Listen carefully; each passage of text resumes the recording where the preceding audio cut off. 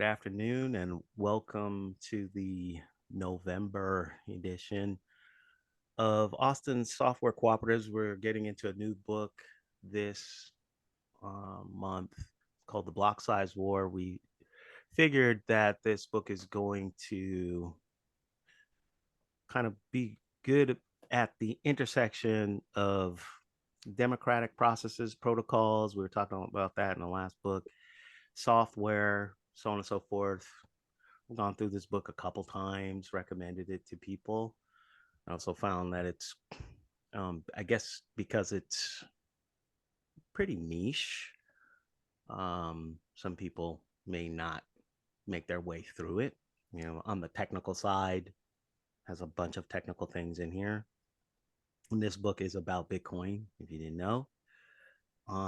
But if you're technical and then you see the politics, that may scare you away. So it's kind of the niche. Um, for anyone new, the way we go through the book is I've created this mind map and you'll be able to follow along. And I just stop like every chapter or actually every portion. And then I just get feedback from, everyone, whether people have read or not read. You can comment on what we're looking at.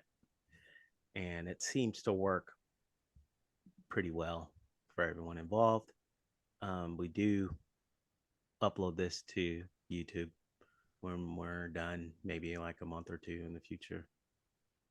But then, we can edit and things like that if people want.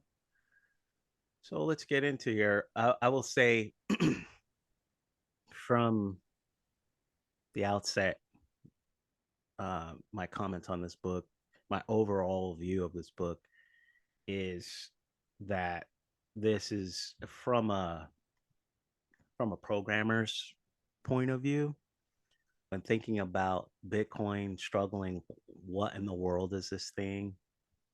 How does it work? And then also from an open source developer's point of view and looking at it, and there's conceptions that you have, preconceived notions that are just not true when you look at Bitcoin. That you just it's completely different than another open source project, and that's kind of where a big takeaway from it for someone else on the technical side and has also done any type of open source. On the side of anything to do with, you can call it political science, I find it to be extremely interesting. Participatory democracy, we've done reviews on participatory democracy books. This is just a great case study on people participating in things that affect them and how to do that. And then also for people who are on the networking side, I'm talking in the technical sense, protocol development, um, history of the internet, history of TCP/IP, some of these things.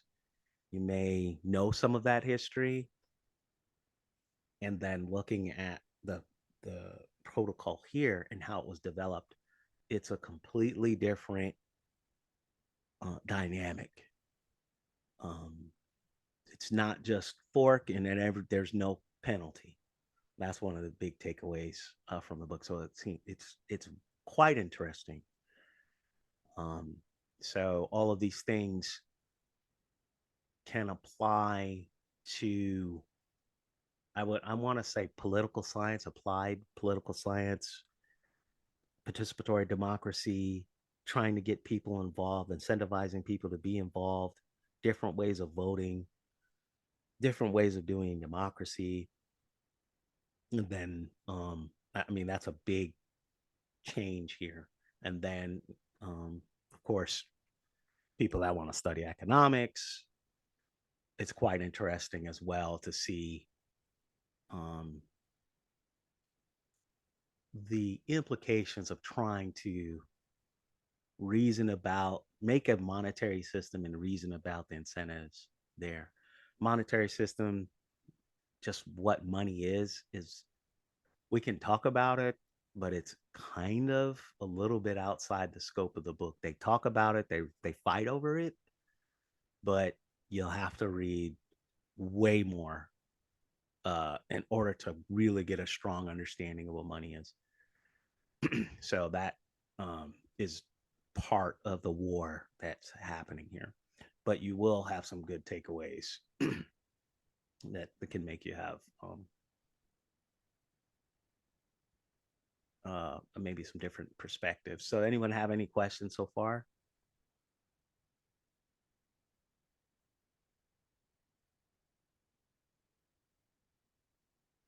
Okay, so here's the introduction overview of the book. The Bitcoin's Blocksize War, which was waged between August 2015 to November 2017. This was really a fight over who controls the protocol rules. The author talks about that there's all types of twists and turns that he was not able to document. But he gives a chronology and he tries to talk about the major characters in this, what he's calling a war. He was at a bunch of these conferences and was talking to some of these characters. So he has a first person perspective of what was going on. And then he also was able to, he tries to take a position. I'm sorry, he tries to interpret or relay each side's position. But I'll tell you from the outset, he's on the side of what's called the small blockers, and we're gonna get into that later. So, if you mention this book for everybody who doesn't know anything about Bitcoin or this war or any of that stuff, it is very contentious um, in the space. So even bringing this book up when talking about anything to do with Bitcoin, you can have some type of pushback.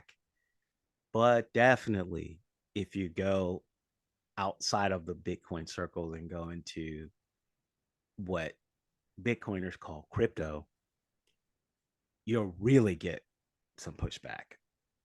And you'll be able to understand why, what that pushback is, and why when reading through this book. So you can get a strong understanding of what the implications are, what people are fighting over, and the stakes, what was at stake. Right. So that's what he's saying here. Um, he says that Bitcoin almost failed. That I don't know how that may be being dramatic. But that's his position. That it almost failed. There were parts where there were certain patches that happened where there were definite problems when they were patching the code, but I don't think he's talking about that. I think he's talking about this split could have, been catastrophic. So that's the introduction. Anybody have any questions so far? I guess I have one, Mm-hmm. and maybe I'm jumping the gun to ask it, but Mm-hmm.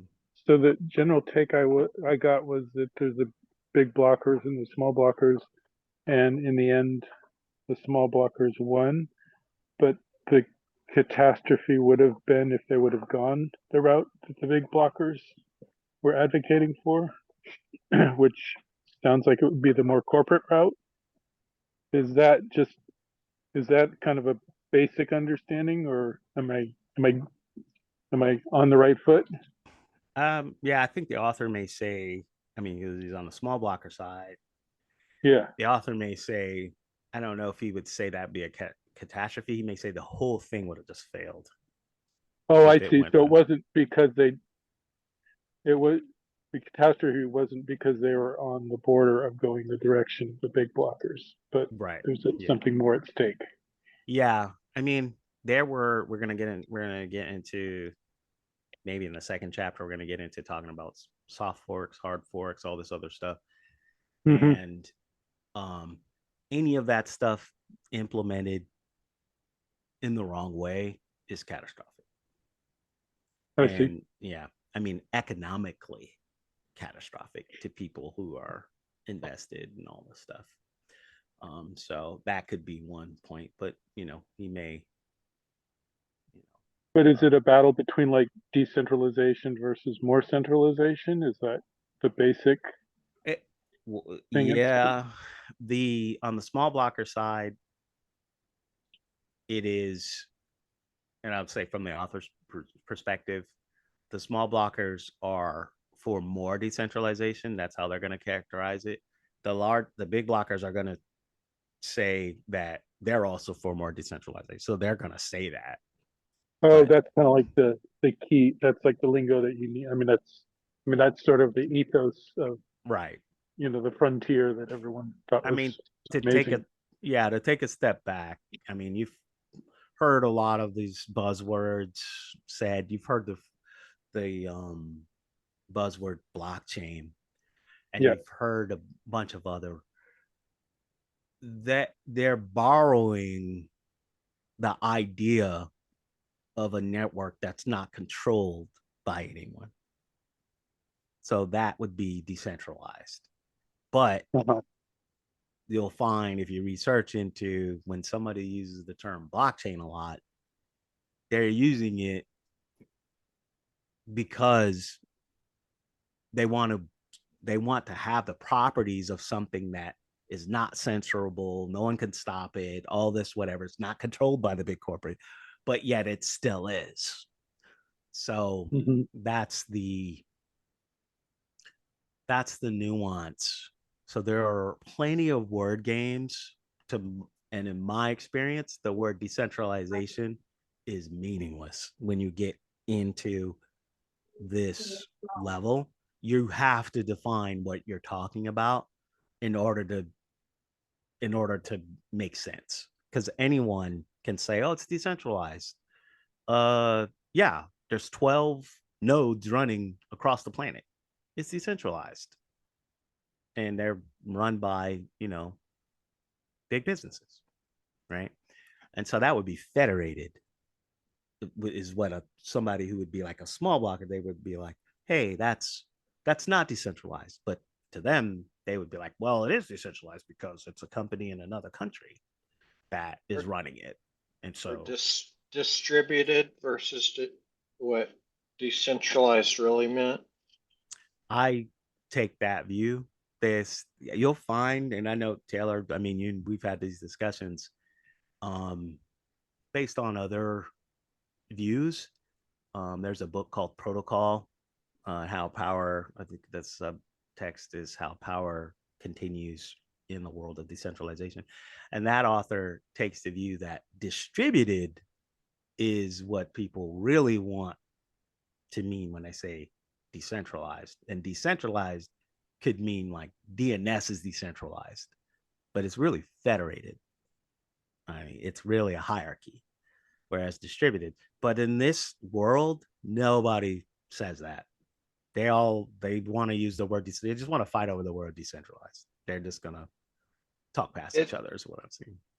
it feels like I mean, it's always been a debate on that, or I guess people trying to make it hard to define it, or or at least muddying the waters to an extent. But it definitely feels like since Bitcoin, as far as blockchain, since it's come forward, it's been much worse. When I look back and just think of tech further back, you would have more people that could come to an agreement. Okay, yes, that's decentralized when you're just talking the technology. Um, it's a lot worse now as far as you were saying it's ambiguous. It doesn't matter if someone says decentralized how they define it. And it seems like it's because it's intentionally done that way Yeah, I since think so. Bitcoin. I And think then so. The other part that comes to my mind more now, and this book goes into it specifically, but you can find it in other things, tech and non-tech. What do you mean? What is decentralized? And that comes back to what is a cooperative? What do you really think a cooperative? Because you could say the technology is decentralized in how it works. Your DNS is distributed, but there are decentralized implementations of it. But that doesn't mean is it controlled the technology, the project, the community, whatever parts that you want to say that is that thing. Is it just the technology that's decentralized or the ability to control the direction of the project, how it's voted, decision making? And that's, I think, the biggest connection when we're talking about cooperatives. And you look at who owns or who manages, so you're an owner, but do you manage and control profit distributions? No. Well, then you're not the highest level. And it seems like that's a similar thing with what we're seeing with Yeah, it's a projects similar like problem. Bitcoin. Similar problem, and they're very meticulous about in Bitcoin about trying to resolve that and keeping it as decentralized as possible. So let's get into this first chapter. I believe that we could make it through the first chapter and we may get a little bit into the second, and then that's it, because we probably want to discuss some of these things. Uh, there's plenty of terms and plenty of projects, all these other things that we need to get into. So August 15th. So we're gonna do this first. The whole idea of this first chapter is what initiated the war. Let me make this bigger because I don't know if everybody can see. All right. All right. So August 15th, two of the most prominent and respected Bitcoin developers at the time, Mike Hearn and Gavin Andreessen, had respectively released and thrown their support behind a new incompatible version of Bitcoin. And we're going to get into what this means, all that stuff. He's going to review it. This new client was called Bitcoin XT. And as a side note, this happened multiple times throughout the book. It's one of the illuminating things about this process that was happening within this war and the consequences that were happening, which is just makes it completely different than traditional open source. Bitcoin had offered such hope, excitement, and opportunity to many, and now it appeared that as if this act was sure to send the system into disarray, peril, and potential catastrophe. As the Guardian newspaper said on the following Monday, the Bitcoin wars have begun. On the surface, the war appeared to be centered on just one reasonably narrow issue: the maximum size limit for the blocks which make up Bitcoin's blockchain. Well, it's okay. Let's go into here. Bitcoin XT was a proposal to increase the amount of space available in blocks. In 2015, the block size limit was 1 megabyte. And Bitcoin XT wanted to increase this limit to 8 megabyte and double it every 2 years until 2036. The limit was around 8 megabytes. Or 8,000 megabytes, sorry. Proponents of the increase argued that the higher capacity was needed to ensure Bitcoin could scale up and become a cheap global payments system. To Gavin and Mike, we were headed into a crisis where users could be turned away from the network and action was required. Why? Because of this limit was reached. They were thinking the network would be too difficult to use for regular people. And we're gonna summarize a lot of this stuff. I'll summarize it now. Actually, they're on one side, they really just wanted to make Bitcoin compete with Visa or PayPal. And so you may be thinking, yeah, sounds like a good idea. That's what it should be made. That's what it's made for. We're gonna make it replace Visa. The on the other side, we're going to get into the rationale. This is where understanding money comes into play. On one side, competing with Visa. On another side, basically the current conception now is digital gold is one way to look at it. But another way is replacing the underlying wire system of the banks, which is called Swift. Um, but that's probably a more accurate description of, and that's kind of like what the author would present from the small blockers view. So money isn't just Visa. There's multiple layers of money. And that's one thing that when you're reasoning about monetary systems, but Bitcoin, the layered part, that's what will throw you if you don't understand what it is. So, anyways, they're trying to make it to where it can handle more data and throughput. And then the pushback we're going to get into, but the pushback was if you increase that, then everyone can't run the Bitcoin client.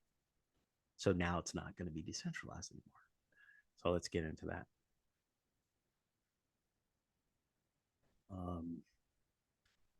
Gavin and Mike's opponents were concerned by the release of the incompatible client, fearing it could split the network into two, causing chaos and confusion.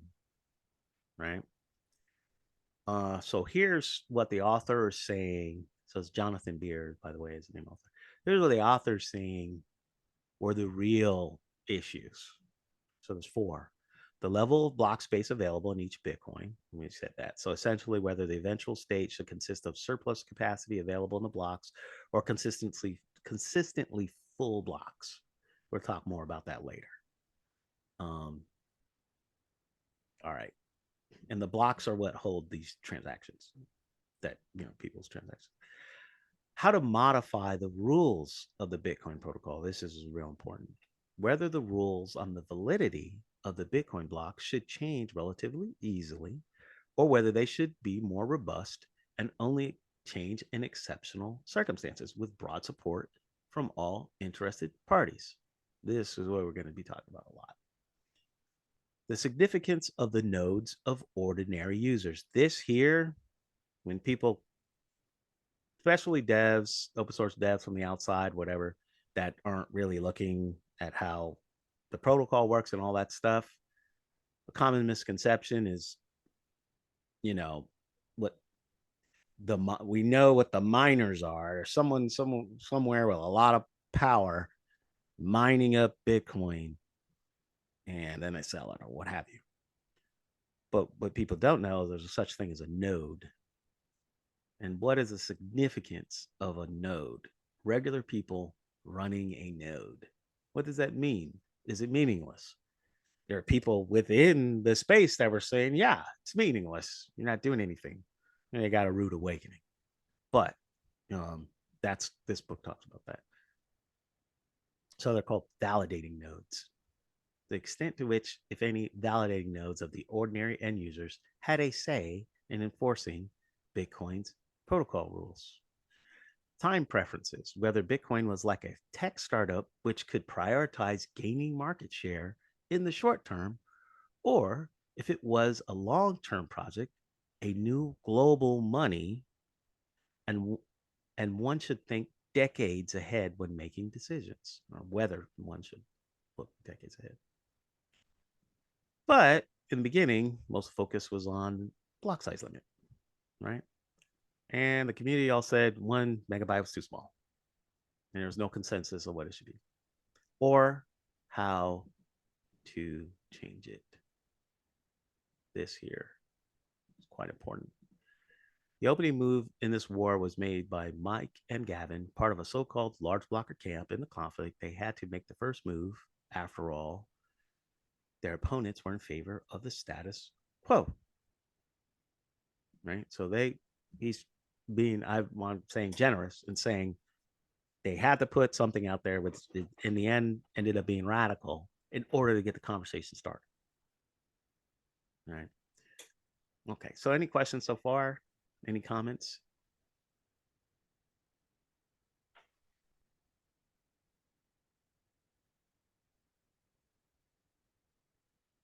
All right. Let's talk about Bitcoin XT. Was a software implementation of the. Go ahead. Who was that? Uh-oh. Can you guys hear me? Can you go ahead? Okay. All right. Bitcoin XT was a software implementation of the Bitcoin Improvement Protocol 101, one of many long line of proposals to increase the block size limit. And this is the published by Gavin. The software could not just simply increase the limit, it needed an activation methodology. This here. So I'm going to pause here. This idea of, I mean, if you can imagine, think of like political science or something like that. If you wanted to change the Constitution of the United States or, you know, other laws, but the Constitution would be a good example, I think. What all, like, we really have a bunch of rules that we have to go by. I think you need a majority of all the states, governors, and all this kind of stuff to change it, right? Yeah, a lot of stuff in order to change these rules. But it's all people, right? But then Bitcoin, in the end, you could say it's all people too. It's people running nodes. This is what we'll find out. But it isn't just calling a bunch of people up on the phone. It's code. And so you have to somehow get it to where the version of code that has the features you want is running, and it can't be just, well, just put it out there and 40% of them are running this one, 60% are running the other one, and there's no consequences for that. Oh, there's big consequences for it. uh, so this activation methodology is, I'll say now, this is kind of like the way I look at this book and this war. It's almost like Star Wars to me, where you have the rebels and the empire, and the rebels won. But how could you possibly beat Darth Vader in those big star destroyers, those, AT-AT walkers? How is that possible? Because they overestimate how powerful they are. So if you want to, just as an aside note, if you want to see a story where there's one side that has all the money, all the momentum behind them, even the people, this guy Gavin, we're going to talk about him. This is the guy that there was the original creator of Bitcoin, which could be one person, could be a group of people, whatever. But original we're going to have notes here where he basically signed over the commit rights and all this other stuff to Gavin. So this is like the person after the original creator, Satoshi. So he has, like, at the very least, the, you could say, I don't know, the charisma and the political power. All of them wanted to just say, hey, we're just going to do it. And it got annihilated. Because a lot of times people overestimate, the the big guy overestimates how powerful they are.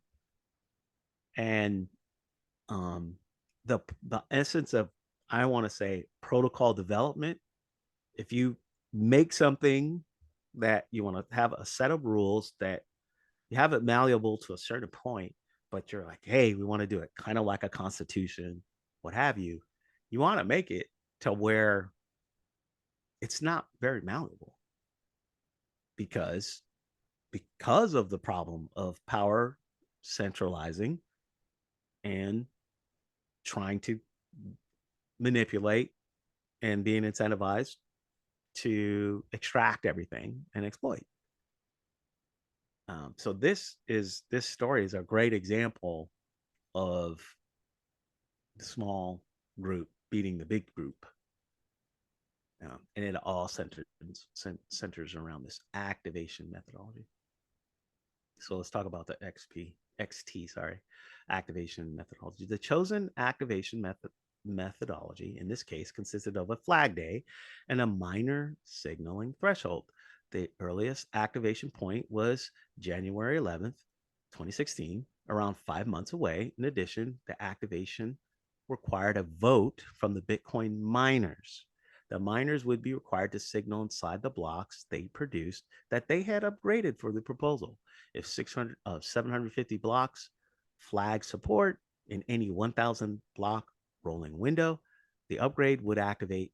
After this, there would be a 2-week grace period before the rule came into effect and the block size limit finally increased. If miners did not achieve the 75% threshold, the proposal would be considered a failure. Right? So the Bitcoin XT software was extremely controversial inside the so-called small block camp, primarily because it was an incompatible upgrade to the network. What this essentially means is that anyone running a Bitcoin node that validates all the rules would be required to upgrade their software. If everyone did not agree to upgrade according to the small block worldview, this would cause Bitcoin to split into two different coins. This is quite important. So this is a consequence here. This type of upgrade is referred to as a hard fork, the most extreme form of upgrade possible. This type of upgrade can essentially change Bitcoin in any way, from increasing the Bitcoin supply cap to above 21 million. If you didn't know, there's a upper bound of how much Bitcoin can be mined, to taking away coins from any holder and giving it to anyone else. We're going to talk about soft forks and hard forks in more detail later. But this part right here, this whole thing, this is one of the things that people don't really get. Devs oftentimes don't get about, hey, it's open source, you could change it, whatever. You change it, you do something compatible, you have this split into two different coins. And you could say, so what? And no, it's quite a consequence. And people did not foresee what this consequence would be when they would do it. Many Bitcoiners had a preconceived idea that one cannot or shouldn't conduct a hard fork without first ensuring there was widespread support across the users of the network. Pushing for a hard fork without consensus was therefore considered by some as an attack on the network. Okay. All right. So, and just to review again, summarize what ended up being what the large blockers, the big blockers, they were like, hey, we're going to do this hard fork. We need to do it. We're going to implement it. So what? And there were people concerned, and there being a lot of small blockers saying, might get in trouble if you do that, might blow everything up or whatever. You probably shouldn't do that. Right. So we're going to get into, they're going to have these emails where they talk about, we want to do this and all. Okay, it's right over here. So we'll get into that. Others clearly not agree. They thought Bitcoin needed to be flexible in order to succeed and grow. This here would be a bias of what I would say is like a dev, a technical person. You've been programming all your life, whatever, like me. We have this bias of, you can change the code, especially open source. You can change it, just do it. That's what it's all about. And something inflexible, that's bad. Right? That part, with the whole idea of consequences and all that stuff, we kind of, when you're open, you're like, there are no consequences. We want to develop something and you just go off and do your own thing. And everyone, has a right to do whatever they want, which there is that concept with running a node and all that. But is there a consequence or not? There's way more consequences in this space. All right. And so, having said that, the pushback, oh, we want to be more flexible. And with respect to any particular matter in question, the block size limit, this was not a major change. And they considered bringing up a 21 million cap supply. Pretty much people believe that this change would be catastrophic if you change that. The whole community believed that was bad. And they were saying, oh, that's slippery slope. Just because you can do one change and doesn't mean you can do all changes. That's the pushback there. All right. So here is, again, you can think of this as a political science side of this. They're gathering, there's a coalition building, and it's the people with the money.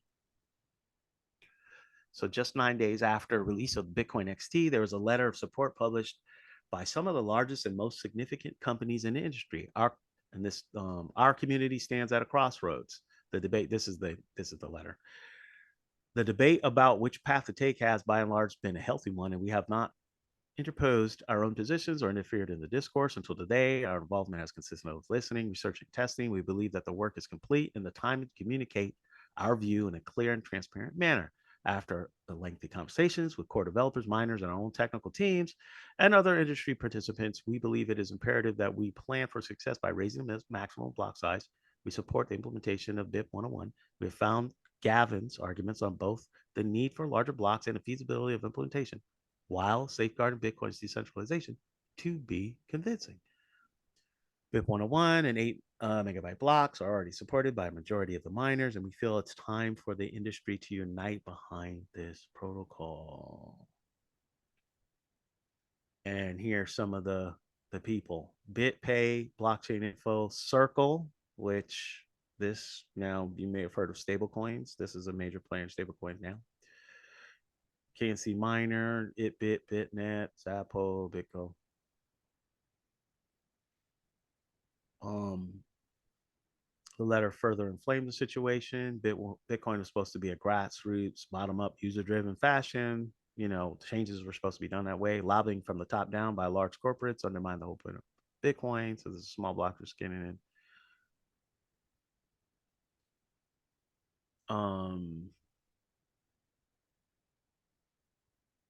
Let's see. So let's talk about Gavin Andreessen.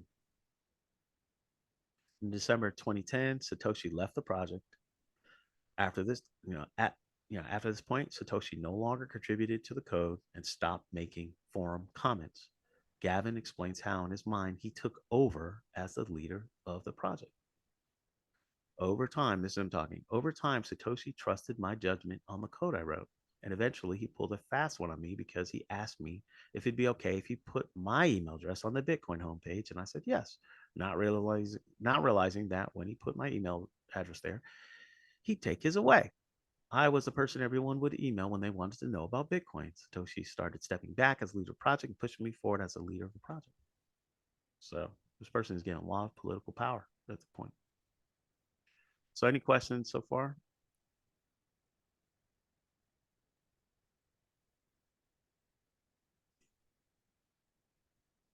I think this is important too. Gavin had control of the Bitcoin software repository on SourceForge and later on GitHub until he handed it over to Vladimir von der Laan several years later in April 2014. Control of a software repository, of course, does not mean control of Bitcoin. Bitcoin users can run any software they like from any repository they like. But this misconception lingered for years. Nevertheless, it is likely that Gavin's claim of a transition from Satoshi himself is somewhat true, even if the leadership claims are a bit exaggerated. All right.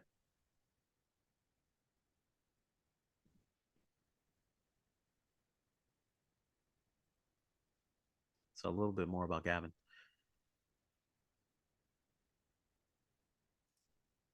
The unquantifiable influence Gavin had in the space was due to his personality and leadership characteristics. It's so funny. It's like taking a step back from this. and now I'm forgetting his name. Taylor, you might I forget what's his name now. Richard Stallman. Yeah, Richard Stallman. This is a Richard Stallman versus Linus Torvalds type thing. When you read Linus's biography, and one of the things that they say is that Stallman was not very personable and not didn't have the great leadership characteristics for Linux, is what I'm talking about, the operating system. But developed and had everyone around him developing all of the new tools that are a lot of the lion's share of what Linux is. But Linus, which is weird, if you're in the space, you may think that Linus was not, that he's not very personable.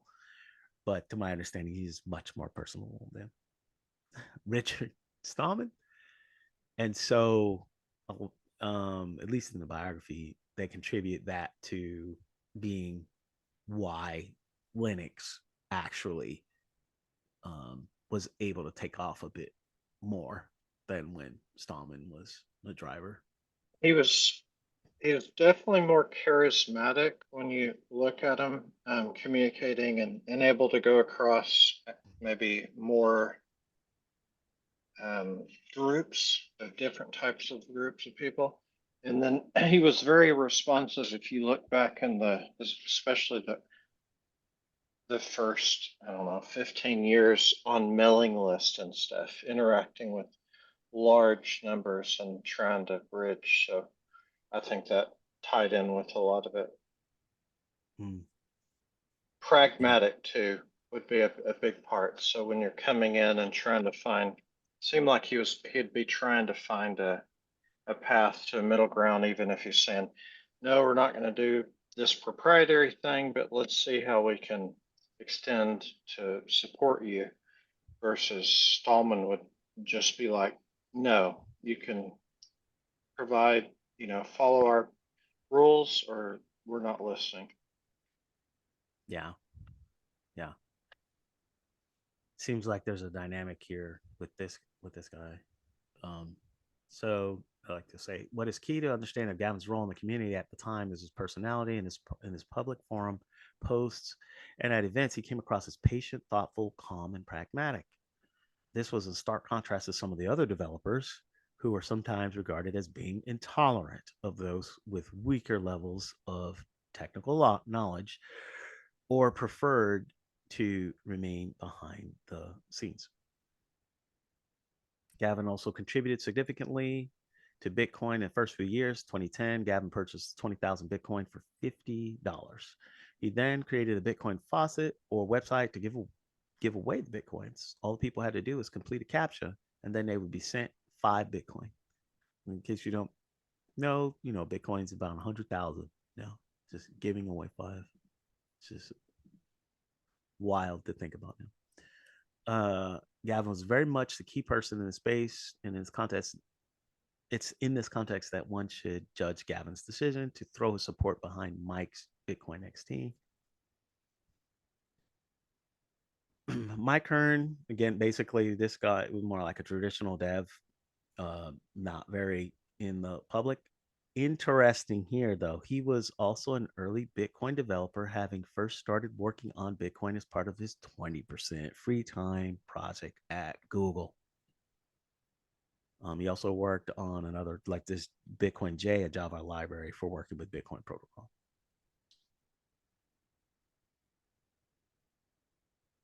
Just as a side note, within our, I'll say our, but my experience within the open source community, uh, the, the traditional open source community, just, I mean, if I were to put numbers on it for people who look positively at Bitcoin, I would say 1 in 15, maybe. I don't know, Taylor, maybe I don't know what you would think, but people had a negative view. Like, of course, there's a scam, it's a scam. Or I think more of it would be it can't work because it will become centralized. Now, there are very influential people that I look up to that believe that nothing can be decentralized. Everything eventually becomes centralized. And so they don't even look any deeper. And this is from people who are in networking, that are very savvy people within networking, understanding protocols and influential in that space. Also, just traditional open source programs, people that are evangelists and well known, you know, um, speakers at large conferences and stuff like that. They're just, I I definitely see very favorable views of of an idea, and it's just talking about Bitcoin, but just the protocol. But the pushback on what I'm saying, I haven't met any people who actually understood the protocol. They just said from the outside, "Oh no, it can't work." And then, of course, I want to say the volatility did not help. Um, you know, so that of course, when something goes down, I mean, everybody that's a dev, you've all had this experience. Everyone contacts you when Bitcoin is like super high and they ask you, should you buy?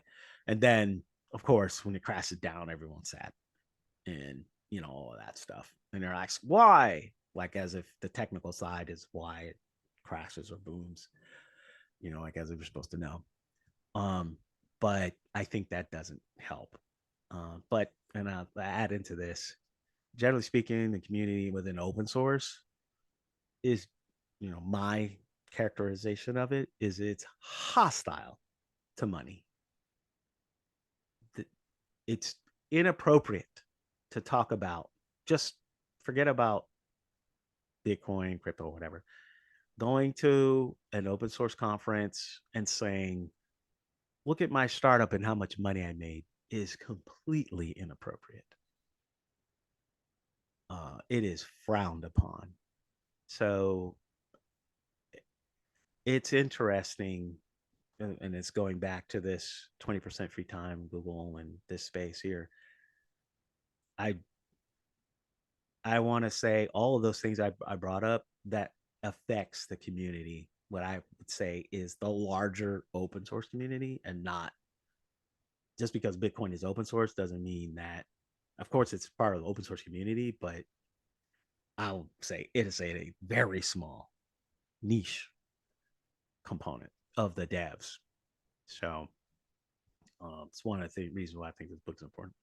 Any comments on that? It's I'm I feel like whenever it first came out, like the white paper was published in that first year or something, all I was really hearing was some technical talk about it and other things like it. And then when it started getting bigger and money, people started putting money into it, that's when it seems to have the biggest shift. Before then, it was just here's some technical idea. Maybe it'll happen, maybe not. Like almost like zero MQ and other stuff like that. It's Mm-hmm. like, is this any of this going to go anywhere? It's interesting. Here's some neat stuff you can do with it. And it was more of okay as far as open source. It may not go anywhere, but it's just another project. Yeah. And then it became, yeah, there's software involved, but it's just it doesn't really mean anything as far as why would we put time in as a open source community? How are we going to share and use this? It's just a way to feed money in.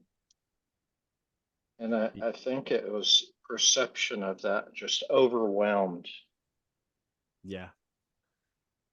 I remember a very influential person within open source community came to us and said, this whole, Bitcoin thing, blockchain, I don't know. Replicating the full database on every machine, that seems kind of stupid. No sharding, no nothing. Why would you do that? Right? That is one.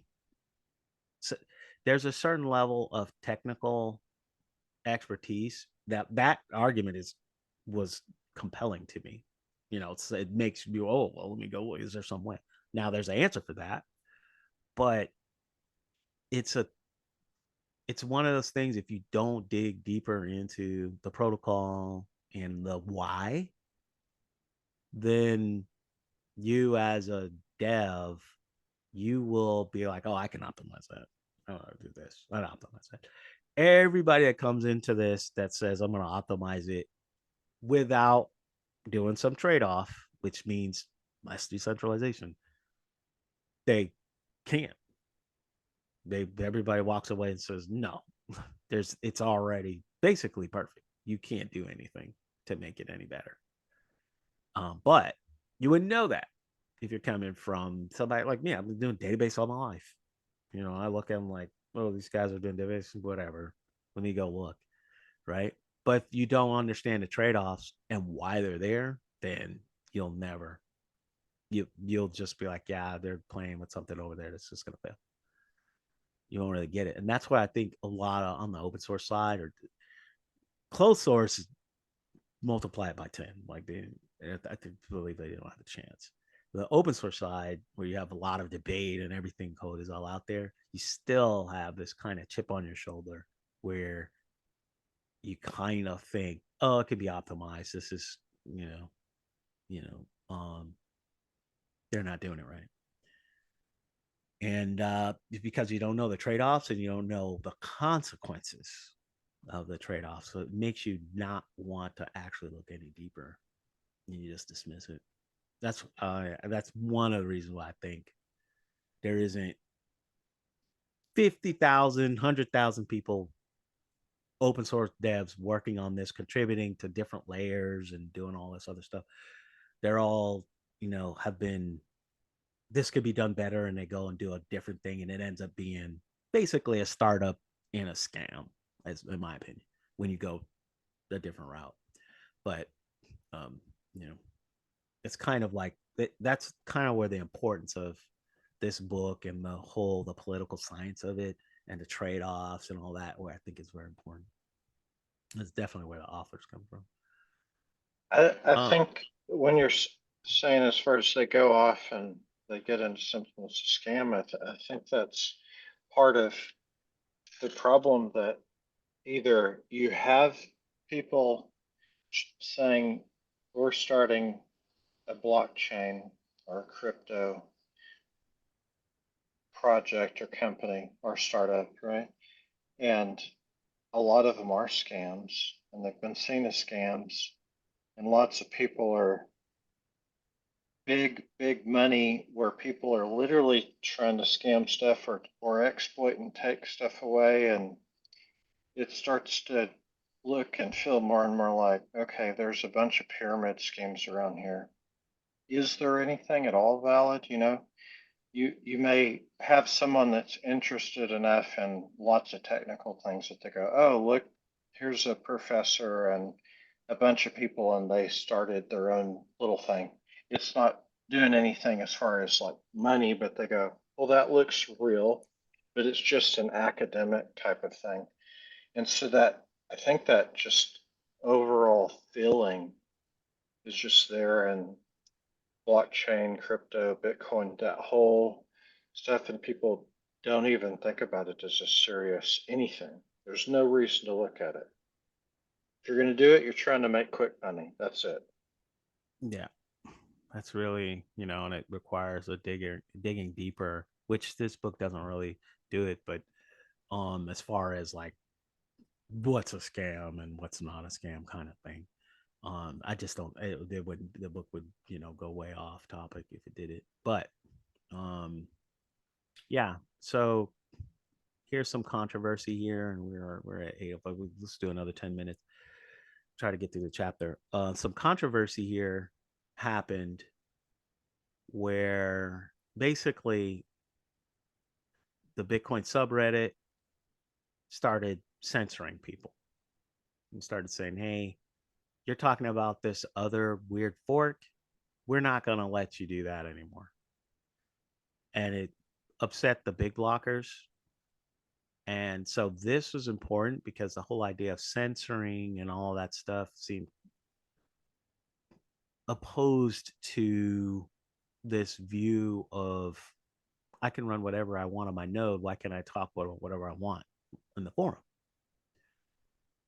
So this was reasoned out by this guy Thymos, and I believe we're going to talk about that some more over here. So let's get to it. He pretty much sided with the small blocker camp in the beginning. 2 days after official launch of Bitcoin SD, Thymos announced a new Reddit moderation policy. The policy proved to be extremely controversial.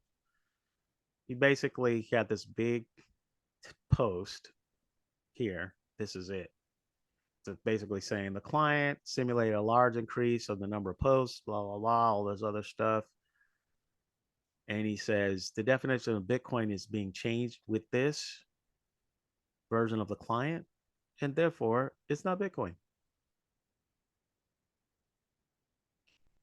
And so he said there's a substantial difference between discussion of a proposed Bitcoin hard fork, which is previously always allowed here, even though you strongly disagree with it, and promoting software that is programmed to diverge into a competing network and currency. The latter is clearly against the established rules of Bitcoin. And while the Bitcoin technology will continue working fine no matter what people do, even an attempt at splitting Bitcoin up like this will harm Bitcoin ecosystem. If 90% of the Bitcoin users find this policy to be intolerable, then I want these 90% of users to leave. So this upset a bunch of people. The new rules of the Bitcoin subreddit were reasonably clear. Since Bitcoin XP lacked a consensus among users and was an incompatible change, then it would therefore result in a new coin. Promotion of the software was banned. And so now you've got the censoring. And then everybody said, oh, you're censoring us. And everybody basically was reasoning about Bitcoin on Reddit at the time, like it was one of the biggest places. And then he basically said, you can't talk about it anymore. And they're saying, oh, here's like a pushback. If you can't campaign for a change due to a lack of consensus, then how you ever reach consensus? Right. So this is a pushback there. So it's a catch 22. The result of this moderation policy was a bifurcation of the Bitcoin community. Larger blockers gradually moved over to an alternative Bitcoin subreddit. So it was RBTC. They also gradually left Bitcoin Talk and moved over to alternative forums of Bitcoin. All right.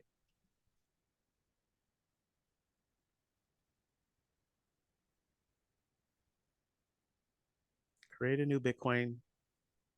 To create a new alternative coin different to Bitcoin, which does not require widespread agreement across the community or lobby for consensus prior to advocating that anyone runs a new client.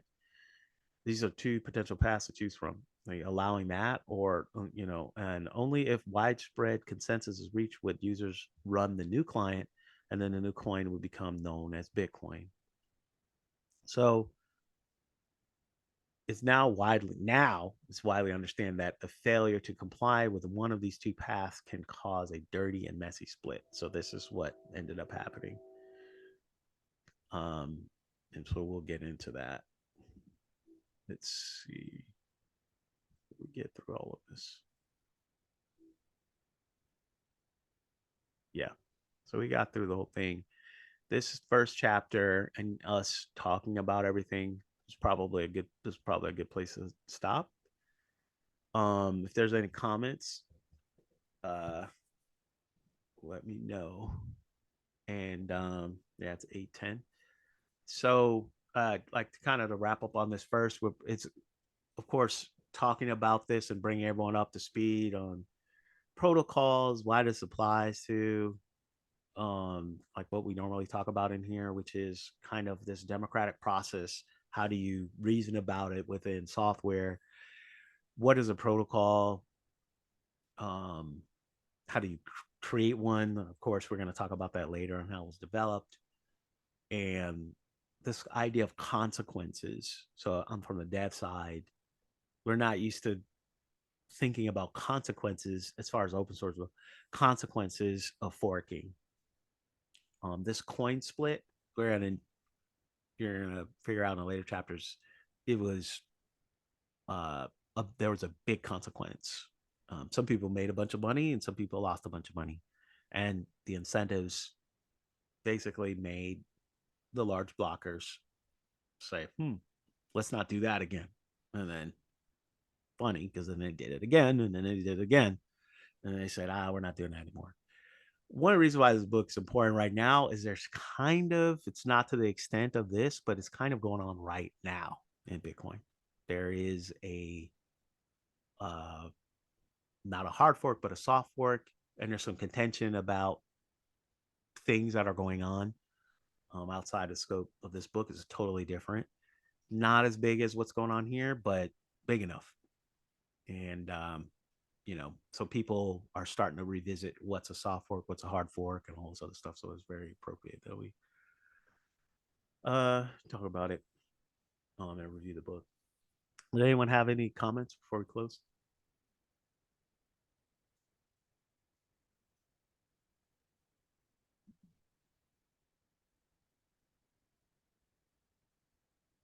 Um, do is there ever a point where he talks about how much money was put in?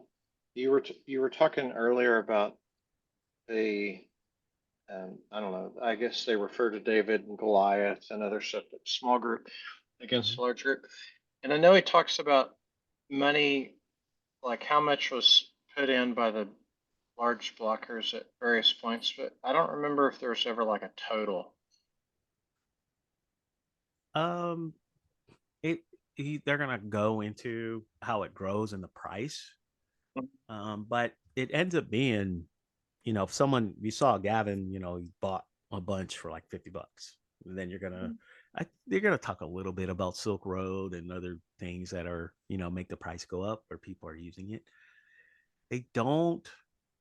He doesn't talk about. I mean, it does talk about the concept of money, and that the small blockers where they had one concept and the large blockers have a different concept, but you will not get a stronger concept of why it became worth more and more money without, it's not a Bitcoin thing, it's a money thing. You have to Yeah. understand money. It's like nothing to do with Bitcoin. Well, I say nothing, but it's better to go and read about history of money and stuff. In regards to the war that happened, and part of it is how much just personal time and effort, which you could see over the years. It was thousands and tens of thousands of hours, I guess, with all the different people. But on the large blocker, when we're saying this, I'm trying to put it into some context for anybody that hadn't read this or that's coming into it. Like when you're saying this, this the smaller group going up against a larger group and winning in this, it's not.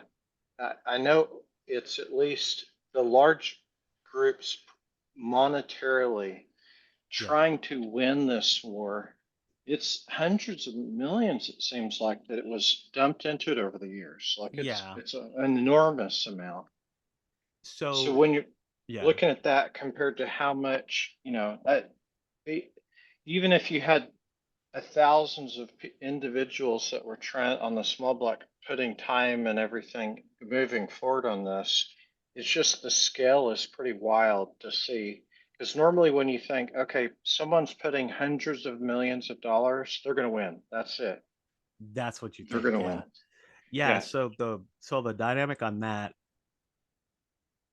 comes down to, there's different coalitions, but one is the miners. So people mining costs money. You have amount of money you have to spend every month in your electricity bill. And the way that you pay for it is through your Bitcoin. You have to sell it. So you mine Bitcoin, and there's a certain amount that you get every month, and you use that to pay for your costs, so buying computers and selling and buying the electricity, the power. So what ends up happening is what people didn't figure is, okay, you have miners, their incentive is, well, we got all this control. We'd like to be a part of something that replaces Visa. Sounds good. Let's go. And so they're behind, you saw earlier, they're behind, let's increase the block size. Let's go. We don't care if it becomes less decentralized. We like that. We have more power. Let's go. And what ends up happening is, oh, that what they call block rewards. Oh, that Bitcoin that you're mining. What happens if you don't mine as much every month? You can't pay your bills. So you thought you were just gonna bogart your way and force everyone to, and then when the coin that now you're mining a new chain, that coin split we're showing, you're mining the worthless coin, right? Or it's a little bit worth something, but you see the old coin it still has its other value. So you can only sell whatever you mine. You can only sell that coin that you mine. So you mine this other one that a bunch of people, they don't have that. They're not paying for it, whatever. It's like, well, maybe I can withstand it for a month. Okay, pay your electricity, eat that cost a month. Oh, can I do it for 2 months? I don't like this. I'm going back to mining the original coin that's worth a whole lot. I'm spending all the same electricity. Why don't I mine the one that's worthwhile? And that's what happened. They said, forget this. I'm going back to mining others. That's what people didn't expect. So the miners are incentivized to mine whatever it is that is the most valuable. And the old one was the most valuable because it didn't just, let's just say, it doesn't say this, but let's just say we increase the block size.